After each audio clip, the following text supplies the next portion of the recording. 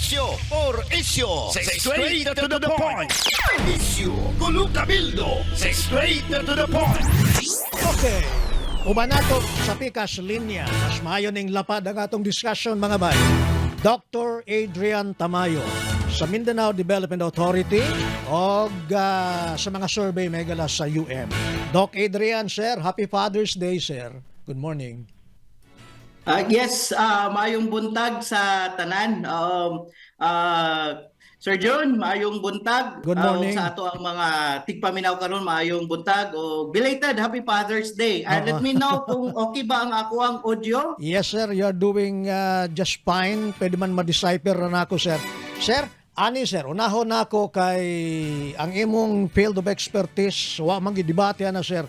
Naamang gid sa mga, of course, public relations and kining sa survey. There's a survey say sa nagingon, more than half of the respondents no longer feel safe panahon sa gabi. Unsay unod ani nga survey, sir? Well, ang survey is a feeling, no? That means it talks about really on sa panahon ato nga sitwasyon. Okay. So kung napangutan-an sila sa panahon nga naay mga balita, naay mga sitwasyon, and immediately they are being asked, there is an external stimulus. Then immediately ang ilahang tubagana is kung unsa ang nahalo na sa ilahang huna-huna. So immediately they would tell about it. Dili sila kasama dyan, actually naapot tayo gina-conduct na survey. No? IPO, gikan ko diha, we started gikan sa University of Mindanao, then nag-transfer ta sa Mindanao Development Authority, carrying the same training that we had sa IPO. But the objectives are different. No? Sa IPO, Institute of Popular Opinion, it's to tell awareness, raise awareness through science.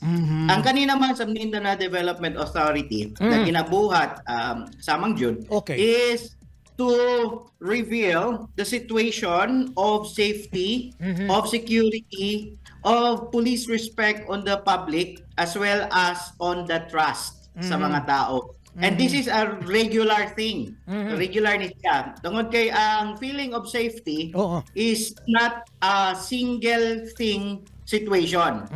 It's a single thing situation. Okay. Meaning to say, pwede ka nga nadusmo karon, pero it just happened today. Okay.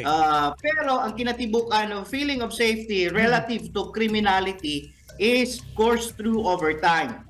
So, it came out na ang survey sa University of Mindanao sa IPO actually found its consistency also with the survey conducted during May 10 to 20. Came out consistency dito sa satisfaction on police services. Sir. That's 58%. Sir. Satisfaction sir. on police services. Okay, sir, what will make the public reverse sa ilahang feeling of unsafeness? Is it paspas nga resolution sa krimen or bahala nagdugay basta doon na lang gyoy makasuhan? Actually, nasa konteksto kasamang John. Una is same study ni gawas nga ang safety is 84%. Okay. So 80% of the public 84%. feels safe kung nagalo nato, isabay nato itong mga naga-disagree, it's 79%. Ang trust is 87%, net trust is 84%. So sa satisfaction siya ni gawas. Doon pasabot, satisfaction is the regular engagement. Okay. Para kanang naata sa tindahan, wala na tanatagad, dili ka satisfied sa imuhang produkto nga nakuha. So even if the quality of the product is good, but for as long as dili maayo ang pagtagad sa imuha during that period, then it would lead into that. So karon, ibutang nato sa sitwasyon sa feeling of safety, it's not the regular feeling of safety, but it is the satisfaction on the safety. Okay. A derivative of the feeling of safety. Otherwise, dili ta makakita og daghang mga tao nga nagagawas karon pagkagabi. Yes, sir. Otherwise, daghan og nagahadlok. Otherwise, perting daghana sa naalang sa balay. Kung generally hadlok yun ang tao, but medyo there's a certain leverage, no? Sir, I wish we have longer times. Pasaylo ako, sir, pero finally sir, unsay imong basa asa paingon ang sentimentos tao ani? Well, one is pagka-hitabo man gud atong mga sa Bragas. kay Architect Bragas, sa Bragas, Race Lake, oo. tapos Katukan ini sa daghan Baguio. putag mga madungog na, and it is coming in the social media.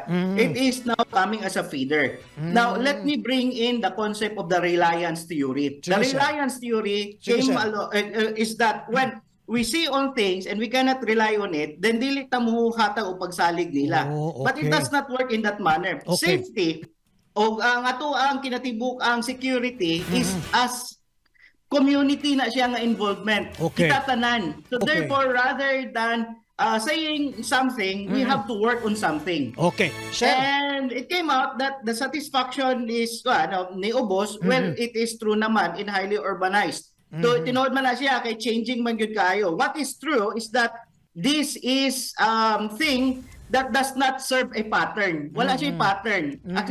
Kuan gyud siya nga nahitabo, talagsaon siya nahitabo, and we have to do something so that it will not happen as a community, as Dabaweños, because Yes, sir. pinaka-importante sa ato atanan is ang safety and security, and it will have also a spiral effect, ripple effect on the kind of investability sa ato ang Right. syudad. Yes, sir. Nga Sir- importante sa tuwa, Yes, sir. peace, security, safety, and all the rest would follow. Yes, sir. Business, ato activities, recreation. So let's do something about it. yes sir. Sir, let's have a second part sir. Nya mo focus ta next session nato on effects diini sir. Criminalistics versus progress and development. Okay sa mo in future discussion sir? Yes, opo, Sige. opo. Sige sir. In the meantime, Sure po. let me thank you sir for your valuable time sir. Thank you very much.